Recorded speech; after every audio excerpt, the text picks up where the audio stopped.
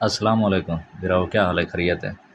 एक बिरा का मैसेज आया पिया, 10 ਜਾਂ 2 सैटिंगां असां सोलर पैनल लई पियूं ते फ्रीक्वेंसी 50 ते लगी वेंदी है, मोटर पानी नहीं चैंदी। हूँ भाई वास्ते वीडियो बने पे हैं, सारे कने प्लेटां ज़्यादा हैं।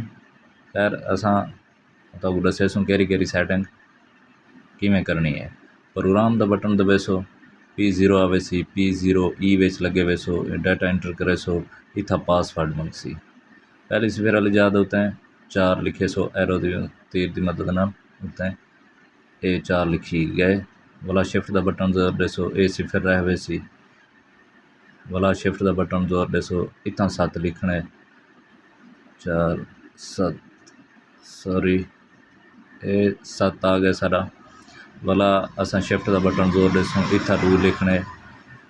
वाला शिफ्ट का बटन जोर देसो, इत्था 1 4721 ये VFD का पासवर्ड है। डाटा एंटर करे सो, PE0 10 दे विच लगे जरूसो, PE 10 दे विच इत्था 100 लिखा खड़े। सारे प्लेटें के हिसाब नाल 100 सैट बंद है, असां 100 सैटिंग रखी खड़े हैं। लेकिन इन जहाज उत्ते तुहाडियां 10 प्लेटां हैं, तुहाडे वोल्ट घट हो सन, करंट तुहाडे प्लेटां दा बूस्टिंग ज़्यादा हो सी। इस वास्ते इन जहाज उत्ते तुहाकू 130 करना पोसी। ठीक है, असां अपने हिसाब नाल रखी खड़े हैं प्लेटां ज़्यादा हैं, वो 100 ते एडजस्ट थियां खड़े हैं। असां तो अगू 130 करके लिख लेने हैं। 2 दफ़ा शिफ्ट का बटन जोर देसो, इन जाते उत्ते 3 आने सो। असां हुण डाटा एंटर करें ना, OU1 का फॉल्ट, ओवर वोल्ट का फॉल्ट दी वैसे डाटा तो वाला भी करके लिख लेने हैं। OU1 का फॉल्ट आया मैंने डाटा एंटर करे सो, जो ही ऐसा डाटा एंटर करे सो OU1 का फॉल्ट आया वैसे। ठीक है, इतना तुहाडा वोल्ट ज़्यादा तुसां लाजमी 130 रखना। 10 प्लेटां दा OU3 का सॉरी OU1 का OU3 का वोल्ट फॉल्ट दी गए।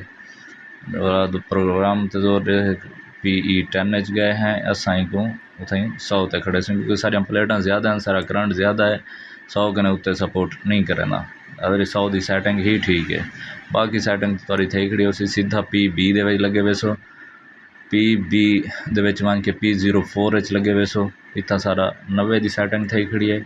इतना तुसा ना 75 करे सो, 10 प्लेटां उनकी सैटिंग 70 या 75 होनी है। ठीक है, तुसा उनको बूस्टिंग 75 कर लियो। इतना 7 किते से शिफ्ट का बटन, इतना 5। ठीक है, 75 लेके डाटा एंटर करे सो। उनके बाद 2 दफ़ा प्रोग्राम के बटन से वेसो, तो सारा जरा ना सैटिंग थी गई। तुसा को मोटर चला रहे सो, ऐसा हम मोटर चला रही थी, चल गए।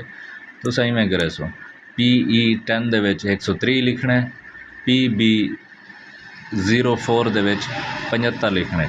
इंशाअल्लाह तुम्हारी मोटर पानी चाहिए उसी, पानी ना चाहे लाजमी कमेंट दे विच दसे सो कि पानी मोटर चाहते नहीं चाहता।